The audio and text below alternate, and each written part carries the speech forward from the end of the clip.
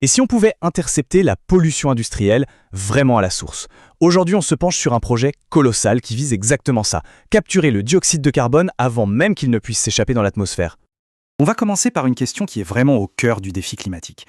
Comment on fait pour nettoyer en profondeur nos industries les plus vitales, comme la production de ciment, sans pour autant paralyser toute notre économie? C'est le vrai casse-tête.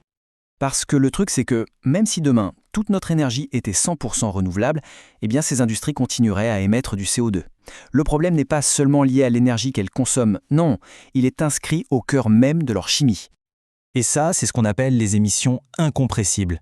La stratégie nationale basse carbone en France les identifie d'ailleurs très clairement comme un obstacle majeur. C'est un peu le mur qu'il faut absolument réussir à franchir si on veut atteindre nos objectifs climatiques. Et ce n'est plus juste une question théorique. Des réglementations européennes, très strictes, comme le paquet Fit for 55, sont en train de faire grimper la facture pour les industriels.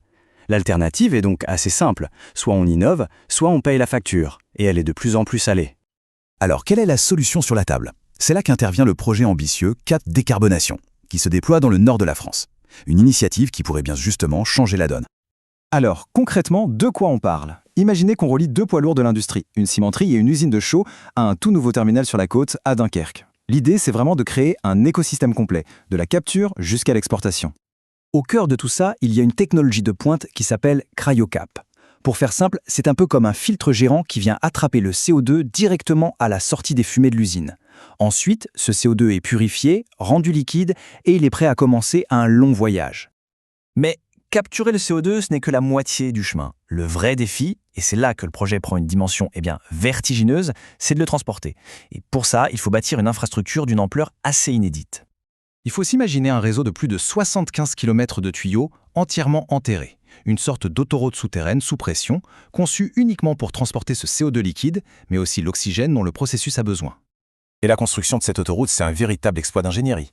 Par exemple, pour traverser une rivière, on ne fait pas les choses à moitié. Des tronçons entiers du cours d'eau sont temporairement asséchés. On creuse, on pose le tuyau, et ensuite tout est remis en état, minutieusement. Évidemment, sous les autoroutes ou les routes très fréquentées, pas question de tout ouvrir. Là, on utilise une technique de fonçage, c'est-à-dire qu'on va percer un micro-tunnel en ligne droite, sans jamais avoir à interrompre la circulation en surface. Et pour les très gros obstacles, comme les fleuves, c'est encore une autre histoire. On utilise ce qu'on appelle un forage dirigé.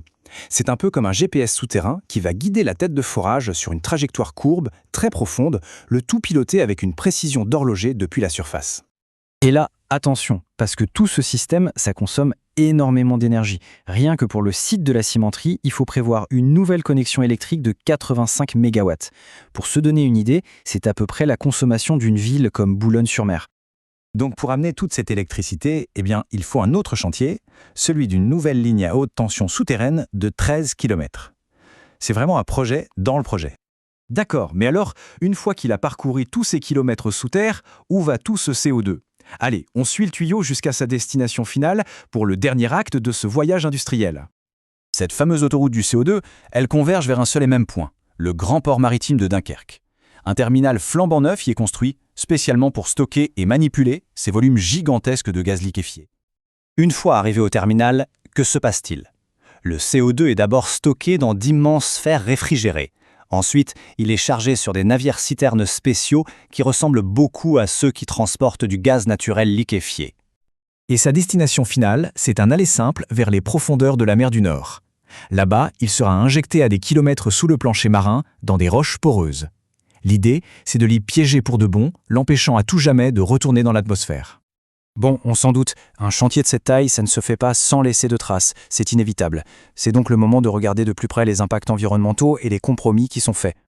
L'étude d'impact, elle, fait une distinction très importante. D'un côté, il y a ce qu'on appelle l'impact brut, c'est-à-dire les dégâts potentiels si on ne faisait rien de spécial, et de l'autre, il y a l'impact résiduel. C'est ce qu'il reste comme dommage une fois qu'on a mis en place toute une série de mesures pour protéger l'environnement. Concrètement, qu'est-ce que ça veut dire ? Par exemple, au lieu de juste raser la forêt là où passe la canalisation, le projet prévoit de déplanter des parcelles d'arbustes pour les replanter ailleurs. Ou encore, pour les arbres qui abritent des colonies de chauves-souris, on utilise des techniques d'abattage très douces pour préserver leur habitat. Au final, c'est une sorte de balance. D'un côté du plateau, on a la promesse d'une décarbonation massive pour une industrie qui nous est indispensable, et de l'autre, un impact bien réel et permanent sur les paysages locaux, même si tout est fait pour le réduire au maximum. Et le résultat net de tout ça ? Le calcul, c'est que sur les 50 ans que doit durer le projet, 87,6% de tout le carbone que ces usines auraient dû rejeter sera capté et stocké pour toujours. C'est un chiffre qui donne le vertige quand on y pense. Ce qui nous amène à la question de fond. Est-ce que cette infrastructure, qui est complexe, qui est chère, qui consomme de l'énergie, est-ce que c'est vraiment la solution d'avenir pour l'industrie? Ou bien est-ce que c'est juste une étape, un pont technologique, en attendant une révolution encore plus grande et peut-être encore plus propre? La question reste ouverte.